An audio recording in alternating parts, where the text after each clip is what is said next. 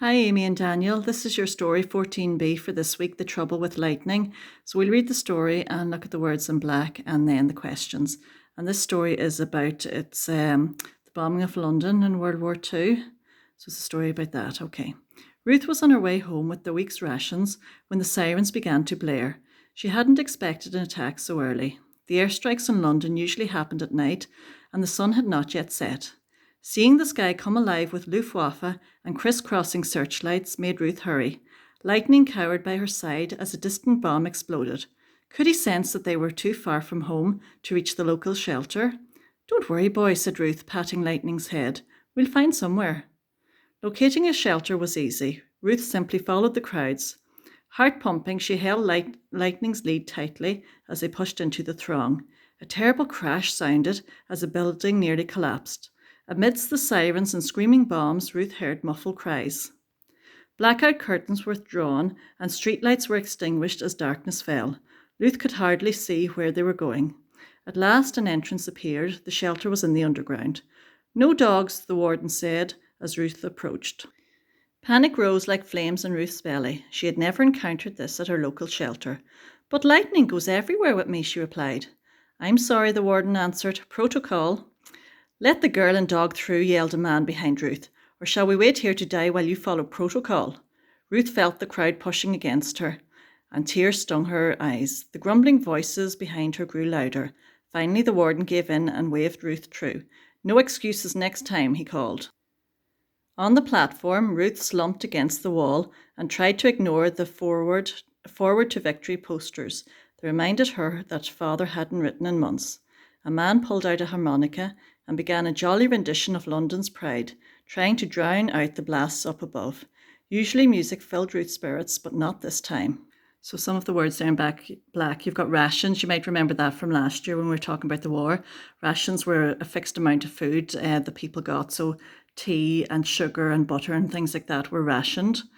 And next one, you've got throng, pushed into the throng. Throng is a crowd of people. Next, we have encountered. She'd never encountered this.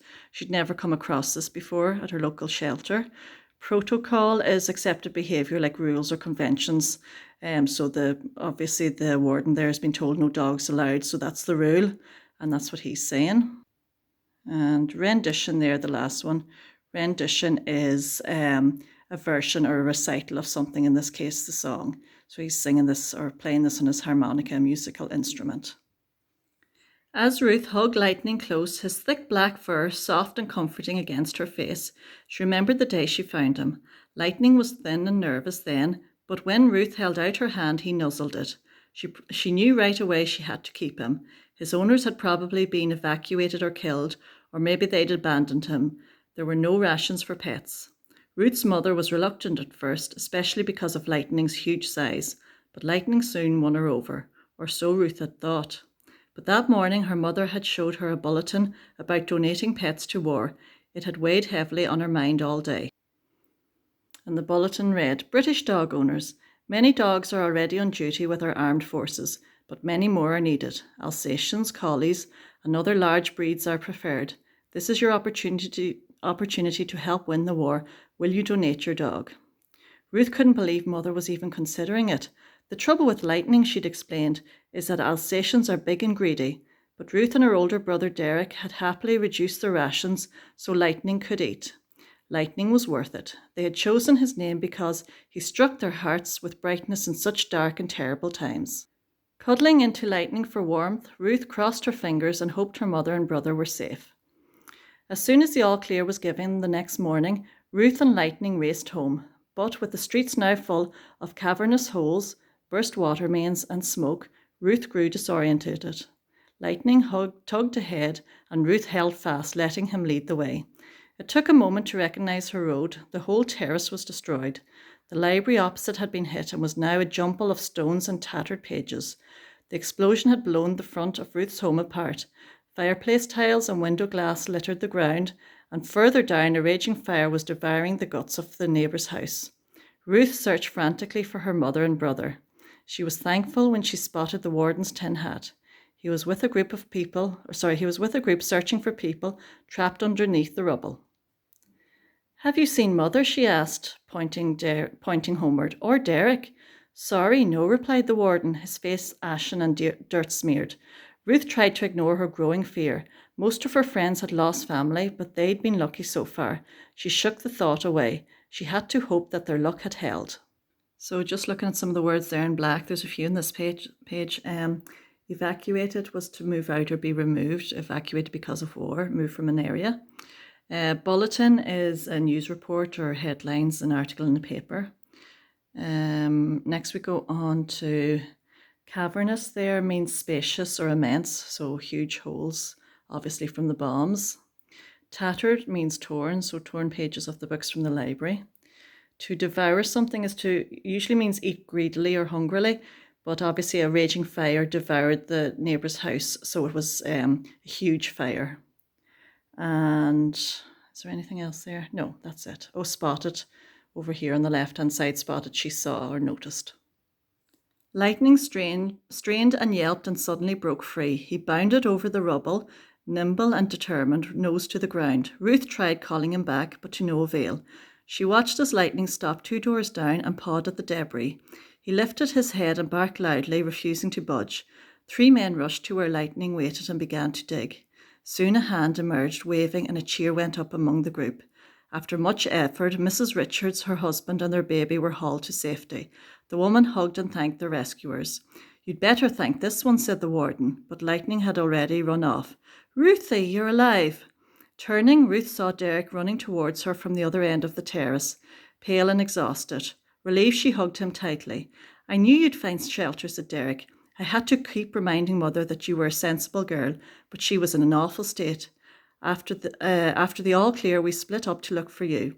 Then the library exploded. It was a delayed detonation. I haven't seen her since. His voice faltered, his eyes flickered towards the ruined home. Ruth fought back tears. She had to be strong. Don't worry, Derek, we'll find her. Lightning's bark ran out again, and Ruth and Derek scrambled towards the noise.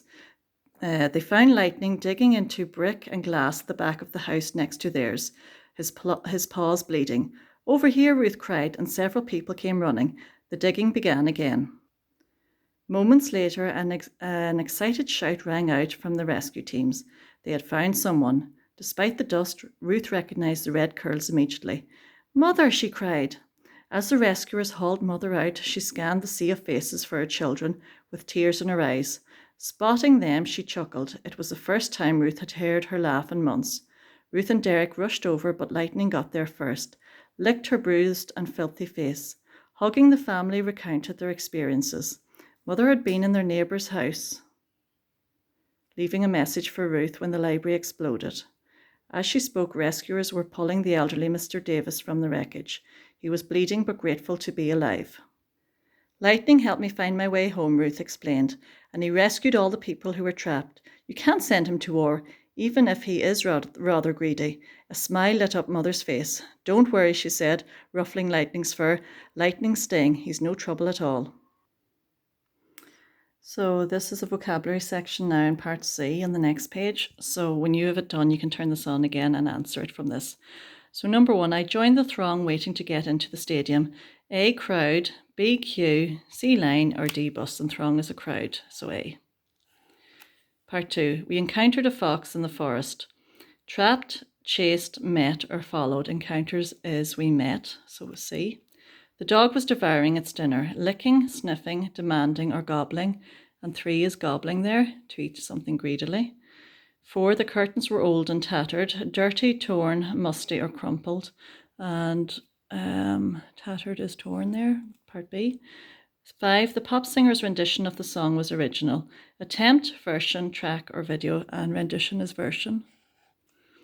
And number 6, the hotel was evacuated when the fire alarm sounded. Emptied, cordoned, closed, or barricaded.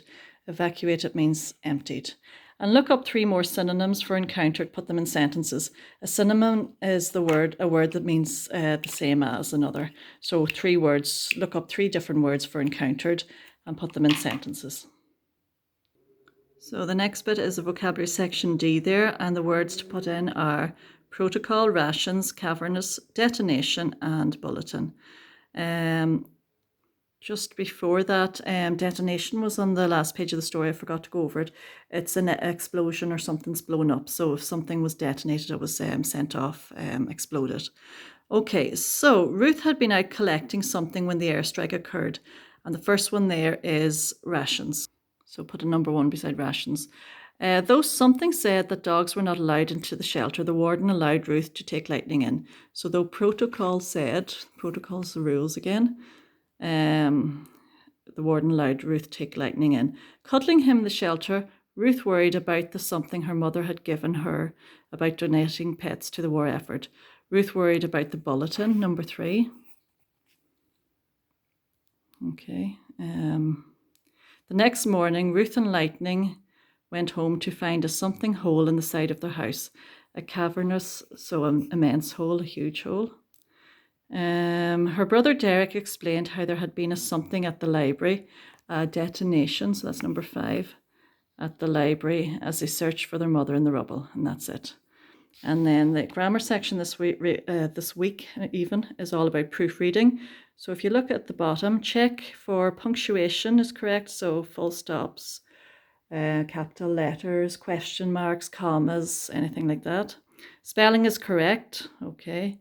There are no missing or repeated words, and everything is clear and makes sense. So this is quite a lot. There's quite a good bit in this to correct. So if you rewrite it, and you can see, so Peter there needs a capital P. Into the kitchen to find his mother reading a letter, full stop.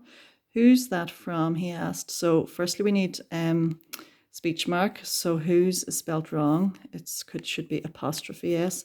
Who's that from, question mark. Close speech mark. He asked. It's from. It's capital letter. There should be an apostrophe S there, from your Auntie Maggie. Auntie and Maggie need capital letters. Maybe I'll just highlight these instead of pencil. It might be easier to see. She said, she's agreed to take you for a few months. So capital letter, apostrophe S. She's agreed to take you for a few months. Okay, and you need speech marks around that. Okay, you could probably start a new paragraph there. So put that in pencil. Put a wee thing about it. Peter needs a capital. Frowned at her, full stop. What do you mean? You need speech marks there and there. His mother put down the letter, so we need a capital letter there. Capital I mean, full stop is there. Go and live with her in Devon. Okay. So, I mean, right, shouldn't be any full stop there. I mean, go and live with her in Devon. Devon's a place in England. It needs capital D. Comma, until this war is over.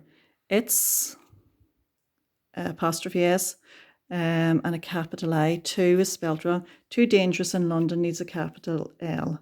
Now we also need a speech mark because that's the end of her speech there. Can I take Ritz? Can I take Ritz? So Ritz could be an animal or something. So capital C, speech mark for can. I take Ritz, question mark, and you need a speech mark at the end. Go to a new paragraph then for his mother. His mother, so capital H for his, shook her head. Full stop. Yours spelt wrong. There should be just Y-O-U-R. Your Auntie Maggie, needs capitals again, doesn't like dogs. You need an apostrophe there before the N, or after the N, sorry, between the N and T. Your Auntie Maggie doesn't like dogs. Now that's speech marks for that. So you need a speech mark there. And you need a speech mark there, capital P for Peter. Peter felt tears, spelt wrong, pool in his eyes, full stop there. Many, capital letter, of his friends had been evacuated, so he wasn't surprised, wasn't an apostrophe T, that's surprised. Surprised is spelt wrong, there's an R missing there. That he was going to is wrong too, it should be T-O-O. Full stop. But he'd presumed he'd have been allowed. Now you could have a comma there, or you could do a full stop and new sentence. If you do a comma, the but is fine. If you do a new sentence, give it a capital letter. He'd presumed he'd have been allowed is spelt wrong. Okay, to is spelt wrong. Ritz needs a capital, and that too is spelt wrong as well. I don't, capital, apostrophe between the N and T. 1, 2, spelt wrong, go, he shouted. I don't want to go, so that needs speech marks. You could, after go, you could do a comma or an exclamation mark. He shouted, turning round and racing up to his bedroom. Racing spelt wrong, there's no E. Up to his bedroom, where Ritz lay on his bed. Ritz needs a capital letter as well. Full stop. Capital S for she. She jumped up when he ran inside. Okay, that's all grand. I won't leave you. Capital I. I won't leave you, he told her. Snuggling spelt wrong, there's no E there. Into her warm fur spelt wrong, there's only one R. Full stop. I won't leave you should be in speech marks. So I won't leave you. So you can do a comma there because you're not finished the sentence, he told her. So comma, then close the speech mark, he told her. Snuggling into her warm fur, I'll find a way, capital I, and you need an apostrophe before the double L. Find a way, 2 separate words. You could do a comma instead of a full stop there. I, capital letter, promise, full stop. Okay.